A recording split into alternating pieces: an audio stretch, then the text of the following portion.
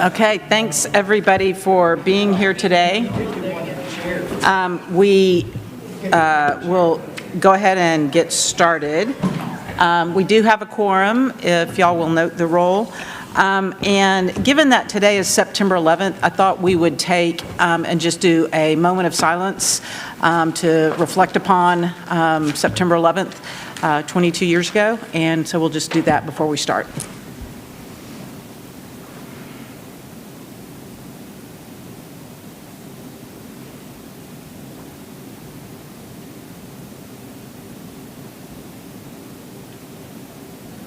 Okay, thank y'all. Appreciate that. We do have a quorum, and do we have anybody signed up for public comments? Okay, I see that head shaking no. Yeah, so from a proxy perspective, is Paige here yet? Okay, so. There were several cars coming in behind me. Okay, so if she gets here, Paige Ellis has Councilmember Alter's proxy, and Amy Patillo has Judge Brown's proxy. And then Commissioner Howard has Commissioner Trevilian's. Okay. Oh, look, you've even got the name. Awesome. Okay, item number 3, report from the TAC. Is that going to be you, Chad? It is. We actually, we didn't have a meeting last month, but we sent a memo in place of the meeting, and the memo was included in the background materials for today's meeting. Okay. Does anybody have any questions from that memo or that? All right, thank you. And so we'll move on to item number 4, the minutes from the August 14th meeting. I'll second that. Motion by Commissioner Inglesby, second by Mayor Houston. All right, any discussion? All in favor? Aye. Motion passes unanimously. All right, item number 5, discuss and take appropriate action to authorize CAMPO Executive Director to begin negotiations on the 2050 RTP assistance contract. Good afternoon, Will Liska, Regional Planning Manager for CAMPO. On July 5th, CAMPO issued a request for proposals for support services for the 2050 Regional Transportation Plan. The purpose of this work is to assist CAMPO with the development of the federally mandated long-range plan, transportation plan for the 6-county CAMPO region. The 2050 RTP will build upon previous work on the CAMPO 2045 RTP and will integrate recent planning work from CAMPO and its member agencies, as well as new guidance from the Infrastructure Investments and Jobs Act. The consultant will add to existing CAMPO staff capacity to coordinate with member agencies, conduct public outreach, perform regional analyses, and draft and finalize the plan document. This contract will use up to $500,000 in metropolitan planning funds as described in the Unified Planning Work Program. CAMPO received 3 qualifying responses to the RFP. These proposals were ranked and scored by the evaluation committee using the criteria defined in the RFP.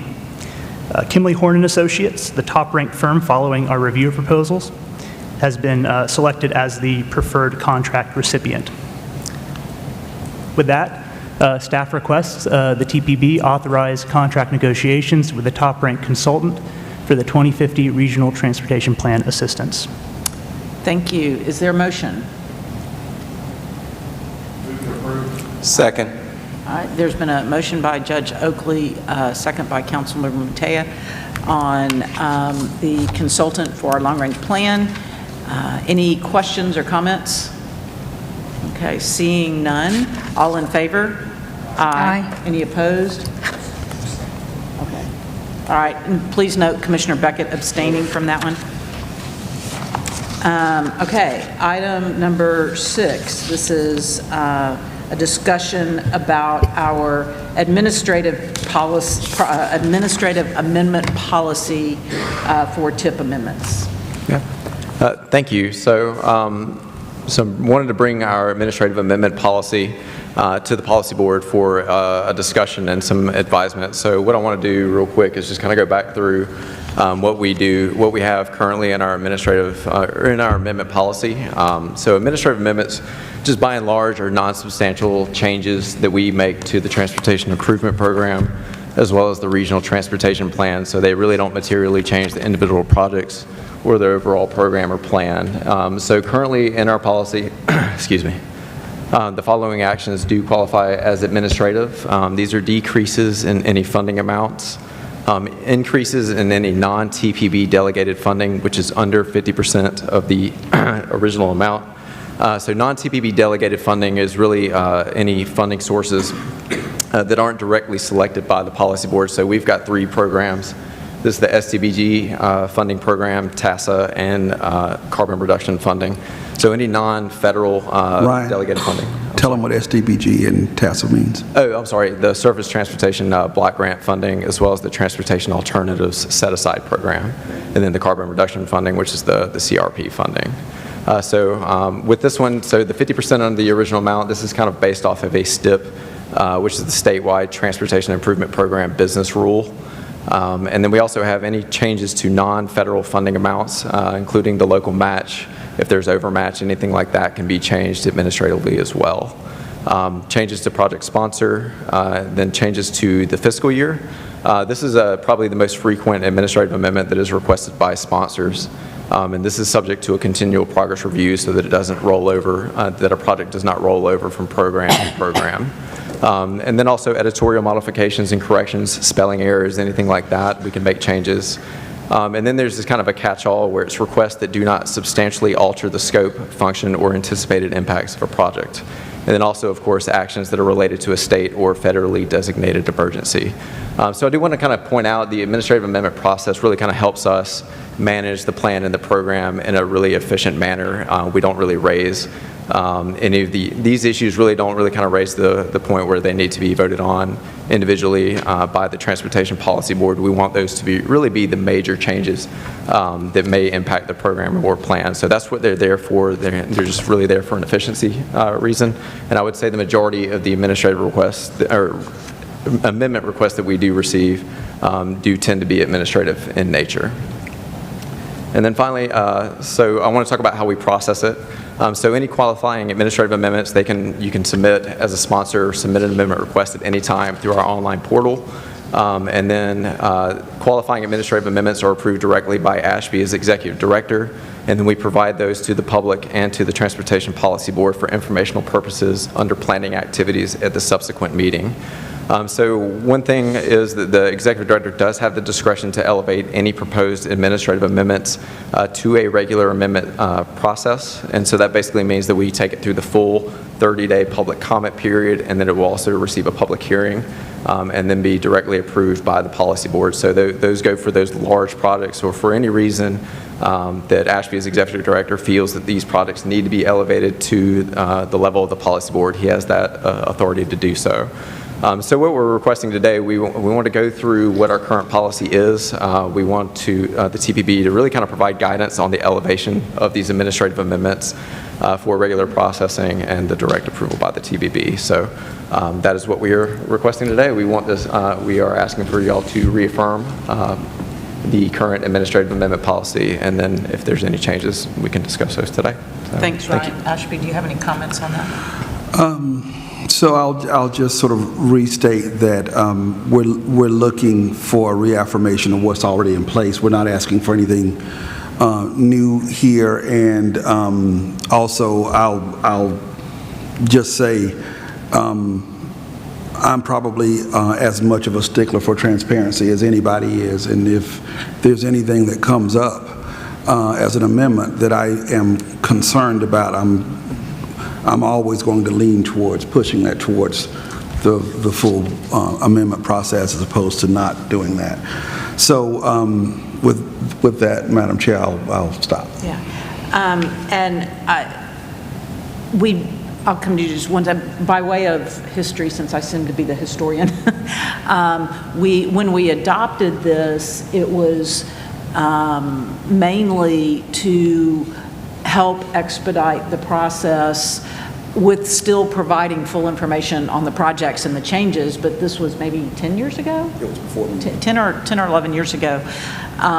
And also, often prior to this policy, there were what we now do administratively, changes that might come up, but because we didn't have this policy, we had to go through the full process of public hearing and posting and all of that. That was not only delaying the project, but costing a lot of staff time, and for things as simple as a CSJ change or something like that. So I think this policy has helped us in the past, and I thought it would be good to kind of bring that back up for comment. Mayor. And not objecting to any of this, and speaking of being able to move projects along and maybe cost a little less, my question is, should we also allow administrative approval for projects with a low threshold that are under a grouped project that's already been approved? And I know somebody's probably going to ask what that threshold number would be, and I would be open to whatever it is that someone wants to suggest. So, Mayor, I heard two parts. One was a numerical threshold, and then the other part was... Part of a grouped project that's already been approved. If it's grouped, it shouldn't have to go through the process, right, Ryan? Yes, correct. If I'm having trouble hearing a little bit, but yeah, if it's already under an approved project. Yes. Yeah, I mean, so typically, yeah, if it doesn't materially change the overall project, I mean, last month was an example of that where we had, smaller projects underneath the umbrella project. If that's already been approved, then technically we could do it under administrative, I think. So is that already covered under here, or would that be adding a new one? I think under that second to last bullet, and that's really what that second to last bullet is requests that do not substantially alter the scope, function, or anticipated impacts. That to me is kind of the gut check when we look at an administrative or an amendment when it comes in. You kind of just do that quick. Is it really changing anything? That's kind of the question you ask yourself. And if it's not really, then almost 9 times out of 10 qualifies as administrative. Okay, so and in that case, if it's already been approved under a larger project, so this is already covered. I'm sorry. So my question is already covered, which is great. Yeah. Okay. And then my other question is, how do we make this available? It says that we make it available, but how do we do that? And I'm assuming there's something on the website, but something in our packet would be helpful, just maybe a running list for the fiscal year or something, so that we know when people ask us, we can say, oh, yeah, that was, and we could find it and say that's what happened. Yes, ma'am. So every time I process an administrative amendment at the next available board meeting, I have to provide that in the packet. So it would be in the packet, but we can also, so right now it would be embedded sort of in the Transportation Improvement Program document. We can pull that out. Right. And make that more visible. That's not a problem. Just a running list of them, and that way everybody knows. And I mean, it's done, and like you say, it could be found, but please don't make us dig for it. Yes, ma'am. Yeah, we've got the policies within the actual application as well. So we've tried to build the logic out where you can, as you're filling it out, can realize that you're submitting an administrative amendment. So, but we can certainly look at that. And this screenshot right there is an actual standalone document of the policy because it is buried within the tip in the very back and the appendices, so it's got its own document as well. Okay. So, thank you. thank you. Thank you. Any other questions? Okay. Amy. Yes. Thanks. So one question I have is, I appreciate that we're reaffirming that the executive director can choose whether to elevate a project or not. Can you speak up? Oh, sure. Microphone a little closer to you so staff can hear you. For sure, thank you. A question I have is, if something is not going to be administrative and it's going to go to the regular amendment process, that could have been administrative. I think that's what potentially is being addressed right here. Mm-hmm. Is there something more that we can do to look at what either the project sponsor or CAMPO is providing to the public for that participation period to make it meaningful? And so one question I'd had was whether this would be a good time to look at the public participation plan that CAMPO has that there may be best practices that have come up since the pandemic and since moving to a new location. Yeah, you sent me that in an email, and I'd love to hear some specifics that you had. I don't think under this item, but we can certainly look at that at a different agenda item at a different time, but not necessarily under this one, because I don't think it's posted that way. So any comments you have, shoot them this way, or to Joyce, actually, who's the keeper of those suggestions. And I do appreciate Joyce's constantly refining that process. And Joyce, if you want to just briefly, Tim, if that's okay under this item, to describe the typical public outreach process on a TIP amendment. Sure. So I've actually gone through other MPO public participation plans, not only in the state, but in the country. And we've got some of the most stringent public participation requirements and outreach strategies that we use. So I will say that we're actually one of the MPOs in the country that other MPOs come to asking what we're doing and what's working. And as Chair Long, thank you for acknowledging that over the past few years, we have modified some of those strategies, especially with some of our equity communities, some of our rural communities, making sure that they're not left behind in that digital divide with many of the practices moving online. So our administrative amendment process, it mirrors Alamo Area MPO in San Antonio. It's about the same as NCT COG and HGAC in the Metroplex and the Houston areas, respectively. And then we do have the quick action or the out of cycle like we did last time that goes through the 30-day comment period and has the open houses in the areas where those projects are happening. So as far as our public participation plan, I would like to think it is one of the most stringent in the country, definitely in the state.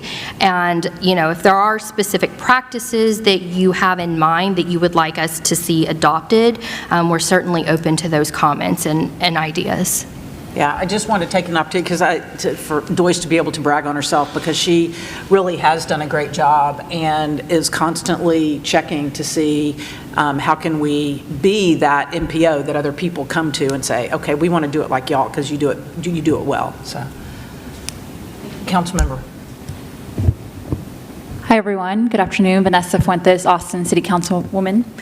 A couple questions, and first I want to thank you for bringing this policy for us to reaffirm. I think that's really helpful, especially for us newer members of the board, to hear about the history regarding this policy and for us to have the opportunity to provide guidance on the matter. I appreciate that. How does this level of administrative qualifications how does it compare to other MPOs? Is it on par with the level of other MPOs? I think that's what she just addressed. Could you repeat, Joyce? She addressed the community the MPOs engagement that do this in a similar way? Just to clarify, my question is, the criteria here listed for administrative discretion for the executive director, is it similar to how other MPOs practice with administrative discretion? Go ahead, Joyce. As far as the outreach that's concerned, yes, it is. And then the executive director's ability to sign off on the administrative amendments, that's something that Ashby can speak to. So, and I'm going to ask Ryan to jump in a minute, but as far as what you see here in the bulleted items, council member, those changes were both approved and agreed upon between TxDOT and Federal Highway Administration. So those are sort of standard for our state. I don't know how much of what's in there the other MPOs take advantage of or their boards allow their director to do, but that's the standard language that was agreed upon, the cases by Federal Highway Administration and TxDOT. Okay, so it would be fair to say that this level of administrative discretion is similar to other MPOs operating in Texas? Yes, ma'am. Okay, thank you. Thank you for that clarification. All right. And then, yes, one more question. And how many instances, or can you give us a sense of how many of these type of administrative amendments that have been at your discretion, like how many do you provide a year on average? It's rare, maybe 3, 4. Yeah, if I process more than 3 or 4 in a year, it's a high watermark year for that. But the reason I asked to bring this forward this time, because as we continue to move forward, both with I-35 CapEx, and we had discussions with Austin Transit Partnership a couple of weeks ago about changes that they will need to make probably in the next 4 or 5 months to Project Connect in the TIP and the plan. Both things will fall under this policy, and I want to make sure that we're taking advantage of the things that we need to take to keep things moving forward as much as we can, while still providing transparency. Good deal. Those are going to be 2 of the bigger projects that we've dealt with in the region in a while. And so having that administrative process, I think, will keep both of those being able to move. Because as we continue to go through the environmental process and analysis, both for Project Connect and as we continue to advance I-35, we're going to see changes come through that fall in this criteria. Gotcha. And I just want to, that's going to happen a lot over the next 5 years. Right. Okay. So I just want to make sure we're ready. No, this is super helpful, and your responses have shed a lot of light on the nature of these amendments. And like you said, it's rare when it occurs, and so I think that gives us the necessary context. All right, thank you. Thank you. Mayor. Yeah, I just want to say I think the conversation's been very helpful because it's demonstrated the competency of the administration of this board. And obviously it's a lot of responsibility, but I think the case has been made, so I'd like to motion to approve. Okay. There's a motion to reaffirm the existing policy. Is there a second? I'll second. Second by Mayor Penniman-Moran. Any further discussion? I wanted to just underscore the option or the pathway for Ashby to be responsive to the project sponsor. Like my understanding, it was this last time TxDOT requested that the amendment not be done administratively, but be done in the open process. Is that right? Yes, ma'am. So Tucker and I discussed it. Okay. I just think it's important to, sort of respect or consider the project sponsor who's dealing with all the issues. All right. Any other comments? All right. Seeing none. All in favor? Aye. Any opposed? All right. Motion passes unanimously. All right. We will now move on to item number 7. There is no need for an executive session, but I wanted to update the policy board. And thank you for the 16 members who took the time to send in an evaluation. Really appreciate that. And wanted to just go over some of the highlights with you of that and the, let me find my notes here real quick. So there were 20 items to evaluate, and each year we kind of refine the tool. I think there's probably one more that needs to come off because it's too much out of Ashby's control to really evaluate him on. It requires too many other people's input regarding the FHWA recertification and that sort of thing. But some of the comments that people made were goes above and beyond in responding to the many requests from the policy board. Recent financial audit was excellent. Ashby is recognized nationally for his expertise and experience, reflecting well on CAMPO. Did a great job in meeting with not me, but the person who wrote this, me, to prepare me to serve on the board, keeps us up to date and informed. Excellent support documents, great joint meeting with AMPO, and so those are just some of the comments. Out of a possible 5, Ashby's score was 4.77,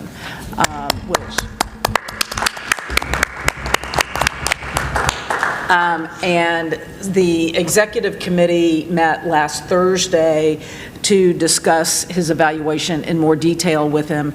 But I will say, as chair, I have the opportunity to interact more with Ashby probably than most of you all do. But he continues to elevate the reputation of CAMPO, not only in Texas, but in the nation, and does a great job. I mean, would any of y'all want 22 bosses? I know I wouldn't. But I am thankful that he does, and we are well served by Ashby's leadership of the board and of CAMPO. So, and I'll give you a chance for some comments if you want to make any, and then there may be a motion you can make. So first, I'll say thank you. As I said during the executive committee meeting, I feel like we've come a long way, both as CAMPO staff, but also as the Transportation Policy Board. We are having meaningful dialogue about regional matters. We are moving things forward. We are, as far as utilization of federal funds, we're still the first in the state. We used to be dead last. Matter of fact, most of our money used to go to Dallas because we wouldn't spend it. Now we are potentially poised to get some of theirs. And now we're making Dallas mad. Yes. Not on purpose, we're just outshining them. So I'm proud to work for this organization, and I'm proud of where we've gotten to. So thank you, Ashby, and again, on behalf of the full board, we thank you for serving us and serving the community so well. And I will entertain a motion on any payroll actions. Madam Chair, I'd like to go ahead and, since we did the performance evaluation, we saw the numbers that came in for Ashby. I'd like to motion that we adjust his compensation as recommended.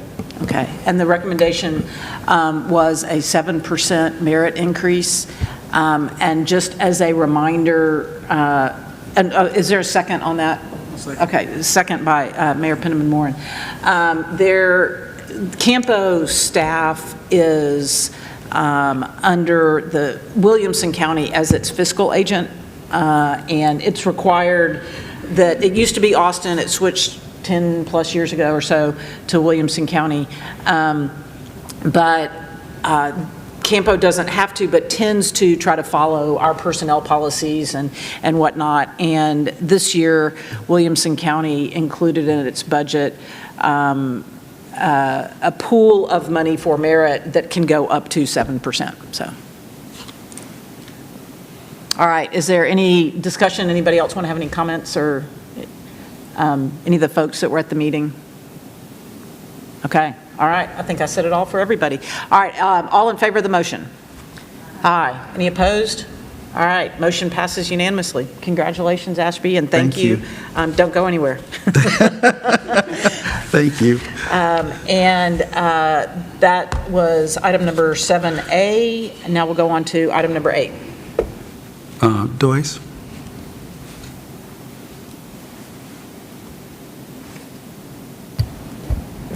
Thank you. So I guess in addition to what I mentioned earlier, so FHWA approached us about a peer exchange, about the public involvement practices that we use, particularly when it comes to transit and shared mobility. So I was able to participate. There were 5 other MPOs in the country that were asked to participate in kind of this peer exchange research project that the Volpe Center is doing on behalf of FHWA.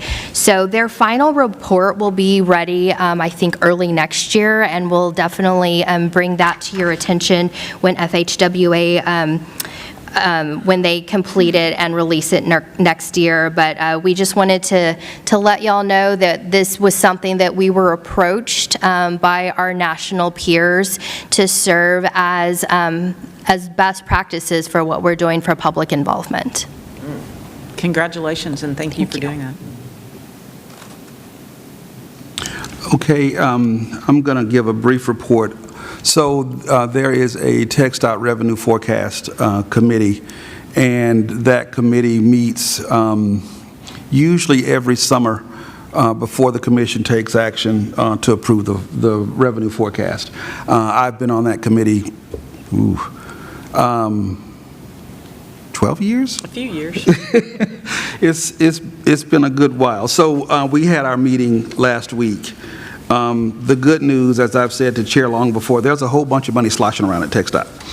So the biggest category, and I'll give you all the details once TxDOT Finance Division releases the estimates, but there's a lot of money. So Proposition 1, the forecast is for fiscal years 22 to 43 that there will be a $23.6 billion increase in Prop 1 alone. And Proposition 7, for fiscal years 23 through 42, it's estimated that there will be an increase of $44.8 billion during that time period. So Propositions 1 and 7 are what make up what we call a Category 2 in our funding category list. That money is not approved by the board, it's approved by the TxDOT Commission, but you do get some say-so in a concurrence. And a lot of the Cat 2 money that comes through, we all get the benefit of that, but there's going to be a significant increase there as well.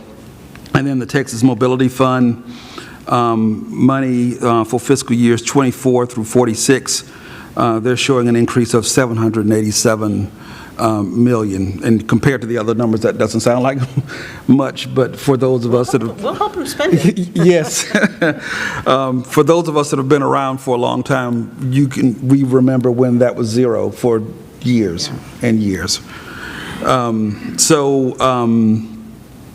We will get the full report from TxDOT Finance soon, and I will distribute that out for everybody to see the numbers there. But yeah, the good news is there's good news.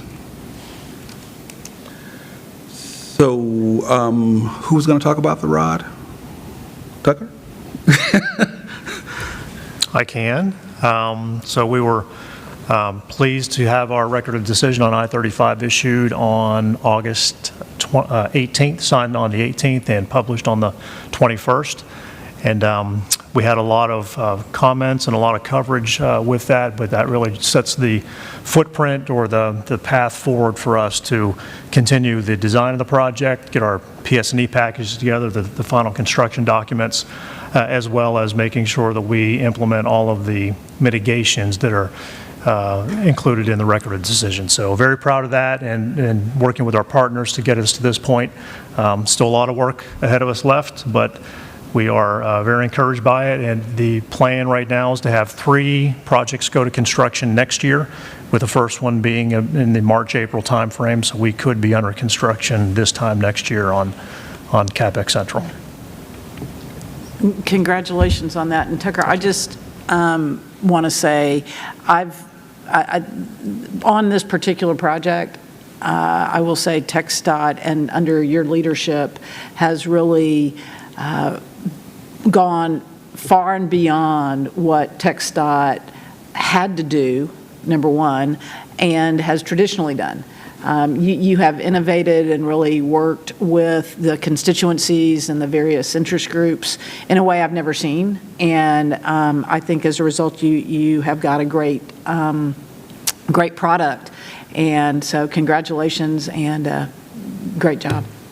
I appreciate that. I give our team a lot of credit. They've really thought out of the box and have incorporated so many of the different features that the city and the community groups and neighborhood groups and just ongoing meetings that we've had with them. So very proud of the team. They've done a fantastic job. All right. So the next item, Madam Chair, I'm going to ask Wes Yasik with BGE, our general engineering consultant, to come up and give us an update on the CAMPO Quarters program. And just as a reminder, board members, so the CAMPO Quarters program is the program partnership that we've established with the TxDOT Austin District, where this board approved 10 TxDOT on-system quarters across the region. So there's at least one in every county. And we jointly, as CAMPO staff and TxDOT Austin District, are advancing those projects forward. And I think this partnership and this approach is going to pay dividends for this region soon, not just in mobility and safety improvements, but also in our ability to compete on a statewide level with Dallas-Fort Worth, Houston, and San Antonio. And I'll ask Wes to go ahead. Thank you. Madam Chair, Policy Board, my name is Wesley Yashik. As Ashby mentioned, I'm your project manager for the General Engineering Consultant managing the Corridors program.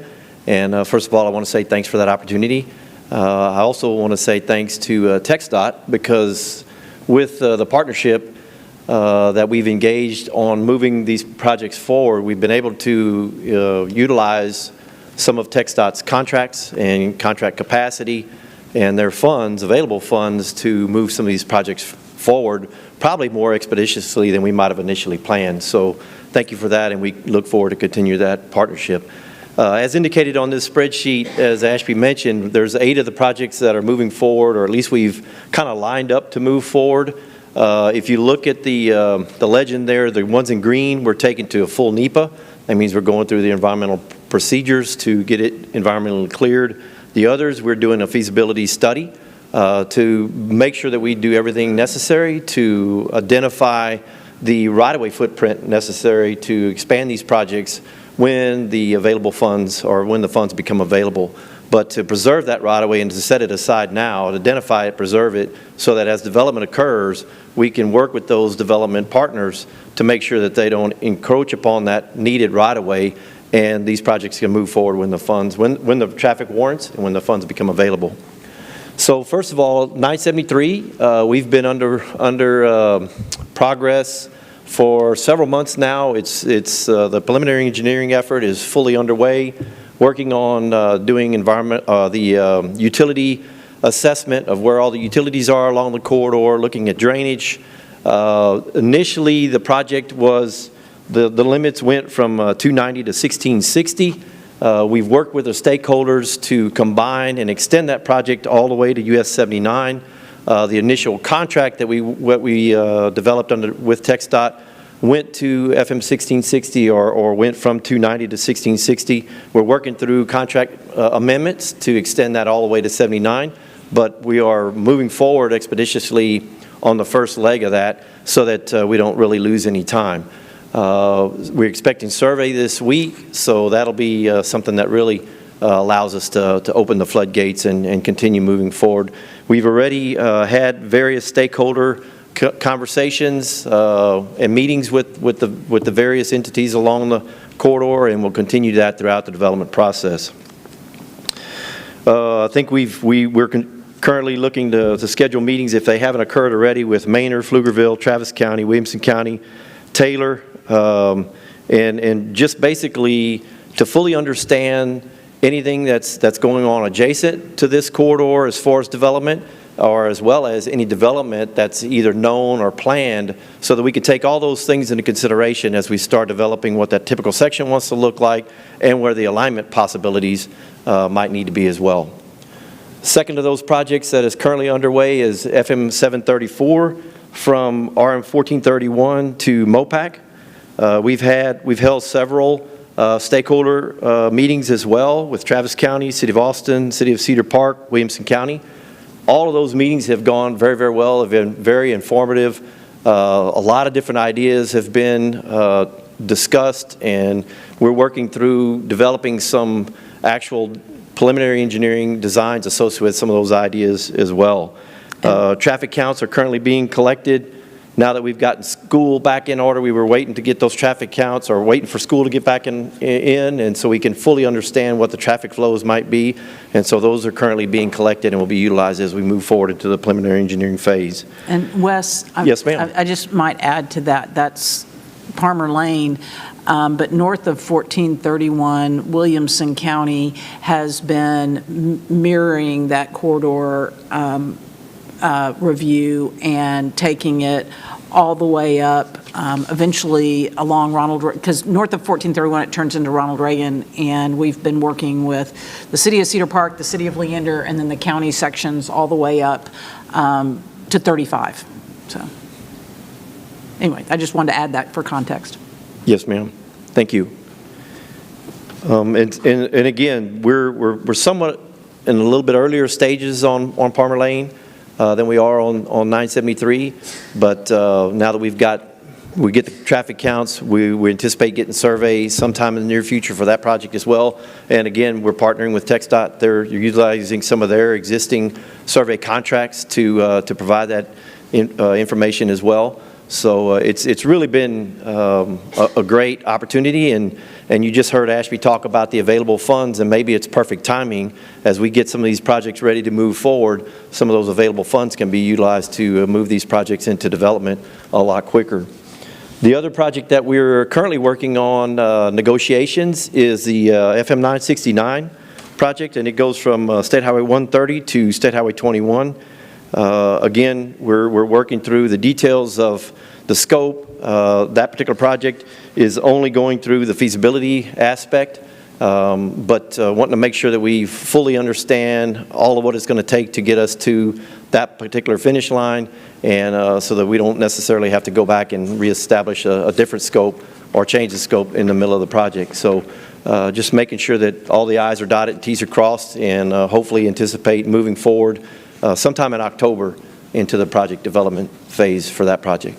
As you saw on the original slide, the initial slide, State Highway 29 is kind of in line to get started the early stages of 2024, and these are calendar year, not necessarily TxDOT fiscal year, but they're calendar year. So sometime around the March timeframe is what we'd anticipate moving State Highway 29 forward, and then mid-year-ish is when we would look to move State Highway 21 forward. So the State Highway 29 limits are County Road 258 to the Southwest Bypass, and State Highway 21 is from State Highway 130 to State Highway 71. And that's, unless there's some questions, that would be my update. Commissioner. Hi, Wes. Can you describe the difference of the project that we've been working on connecting 130 to IH-35 via SH-142 and back to 110? Versus some of these projects? Right. Okay. So basically, these are fully on-system projects, whereas the one that we've been working on in Caldwell County and with Caldwell County over the last couple of years has the off-system aspect to it. And so that particular, because of that leg, that would keep it from being part of the corridor program. Now, I'm not saying it wouldn't be part of or a project that could apply for available funds whenever there's a call for projects, but I think that off-system leg keeps it from being part of this program. But Ashby, correct me if you feel otherwise. I'm actually going to ask the program manager for CAMPO to address that. So the question was whether or not it can be part of that program. I mean, I think they're on different schedules, I think. So that's really, the SH-142 in particular. But What's the difference on the schedule? well, that one's wrapped up essentially at this point where I would almost say that was like the pilot project essentially for what we're doing here on these projects right in this corridor. So it'll be ahead of schedule, but I mean, it'll be treated essentially the same in a lot of ways though. The process that we went through and the outcomes are going to be essentially the same as what's coming out of this. These, SH-80 will be a little bit behind, but they're all going to be wrapped up in the kind of the same thing. And Commissioner, I think I understand what Ryan's saying is that basically what we've been working on with Caldwell County and the stakeholders associated with that particular project, 142 and William Pettis over to 21, is that particular project probably maybe at the end of this year, very early next year, will be at the stage that these projects will be when they get finished. Mm-hmm. So your project the county's project is very much further along in the development process than these projects are. So, Commissioner, 142 was the prototype we used to come up with quarters. Yeah. Okay, but that would, because it's a little before these, it would preclude them being included in a scheduling document like this for actual funding? Yeah, it's not showing up here just because it's so much further along than all of this is. Okay. Yeah. Thank you. Wes, I was interested in part of the aspect that you touched on was meeting with the local entities, governmental entities, and seeing what their projects are, anything that may dovetail with what you're doing regarding this corridor study and the readiness right there.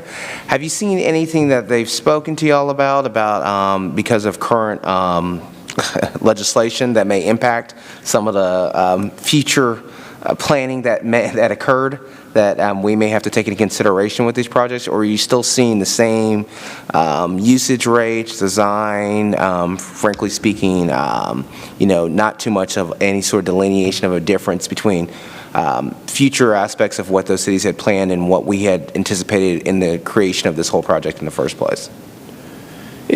In my opinion, and obviously others can chime in, but it feels like most of the constituents or stakeholders, if not all, have been very proactive in saying that we understand the growth is coming, and we understand that now is the right time to preserve this right-of-way, because if we don't, there's going to be houses, there's going to be businesses, there's going to be hospitals or campuses or whatever the case may be. And now is the time to do these studies, spend the money, if you want to call it, spend those available funds to understand what those limits need to be to accommodate whatever that typical section is. And for each one of these corridors, it's going to be different. Some of them may be a full freeway with frontage road. Some of them may be somewhat of a boulevard, maybe a 6-lane with a separated median, such that it doesn't allow a whole lot of continuous left turn lane type scenario. We're taking all the safety considerations or safety aspects into consideration, as well as the adjacent traffic generators in mind to understand what those typical sections need to be. But to answer your question, it feels like I haven't heard anything negative about, well, we don't need to expand this corridor, or we don't need to be moving this project forward at this time. It feels like everybody's on board that we might even be a little bit late. That's great to hear, and it's only going to get more expensive the more time we wait on that. Exactly. All right, and just as a sort of an asterisk on all of these, this is looking at it, and Williamson County has been doing a corridor plan as a part of our long-range transportation plan for a number of years, and it's sort of indifferent to the mode. What I've said is I'm not the long-term visionary for what that mode needs to be, but I know we'll need some right-of-way, whether it's an autonomous vehicle, whether it's a bus, whatever it is, there's going to need to be some protected area for it to go through. And so at this point, it's like, get out there and get it protected, and then, we can figure out the mode later. Because if we try to figure that out now, we'll never get this part done. So anyway, just a little footnote comment on that. Question over here. Chair, I just wanted to comment that, we need 1431 to move from the little box to the big box. So Judge Oakley, I think we need to kidnap Ashby and take him camping out there. And, all right. I'm serious, and Chair Long, I just admire your mastery of the process, and I've told my county that I want to get smarter so that, our projects are shovel-ready. And, we're just all in to figure out how to make sure we're doing our part to get safety projects moving as fast as possible. And I know the state's just under the gun with all the growth in Central Texas, but we just, the need is everywhere. Yeah. Madam Chair, I'll add a little bit of comment. Ashby and I were just having a conversation to the point where we will start looking at safety aspects of all of these projects, and that may cause the prioritization to change. If in fact there are a project or a corridor or two that seem to have a lot more safety issues associated with them, then maybe we go back to the board and think about, okay, here's why we recommend moving this one a little bit higher, and not necessarily that you have to capture Ashby and Holding that baby. Okay. All right. Noted. Any other questions for Wes or comments? Okay, thank you, Wes, appreciate it. We're on 8E now, Transportation Research Board Equity Committee. So I guess it's been about a little over a year ago now that I informed you that I have been asked to chair the Transportation Research Board Equity Committee. We are in the home stretch now on this committee, and we are reviewing the final draft report. The report itself should come out probably the early part of next year, probably January, February timeframe. I can't release it before it comes out, but that work has proceeded much better than I expected it to, and I think as local governments, when it comes out, you will all find things in there that I think you will find useful for your practices. So when it comes out, I'll make sure that everybody has a copy of it. That was quite ominous, your last comment right there. You'll like it. So as that one is wrapping up, something quickly took its place.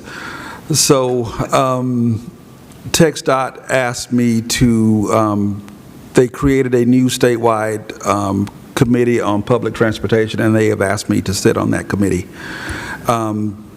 TxDOT has never had a statewide transit plan before, so this will be new ground for all of us as both the department and as members of the committee.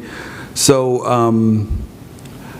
I will be, so in addition to me from this region, they've also asked Dottie Watkins with Cap Metro to be on the committee. I don't know whether or not Dottie accepted, but she was asked. So Matt's over there going, yeah, she'll accept. Okay. So I will be going and having conversations with CARTS in particular, because to me this is more about CARTS than it is Cap Metro, and asking CARTS what it would like to see and what it needs going forward. And I'm hoping, so we've had a requirement in place for a very long time. The Regional Transit Coordinated Committee, RTCC as we call it. TCC does a lot of planning work, but we never seem to get to the project stage and actually getting something done. And I'm hoping we're going to be able to advance something on this. And I hope one thing y'all have figured out from me from the last 9 years, I don't like planning just for the sake of planning. I want to build stuff. So I'm hoping that we can move this forward. I think Commissioner Beckett, who's got a lot invested in the RTCC, would applaud that. Projects would be good. Yeah. Yeah. Okay, that is the end of the Executive Director's report. As far as announcements, we will have the next TAC meeting on the 25th of September, and our next Policy Board meeting will be on October 2nd. So thank you all for your attendance, and at 2:56 we stand adjourned.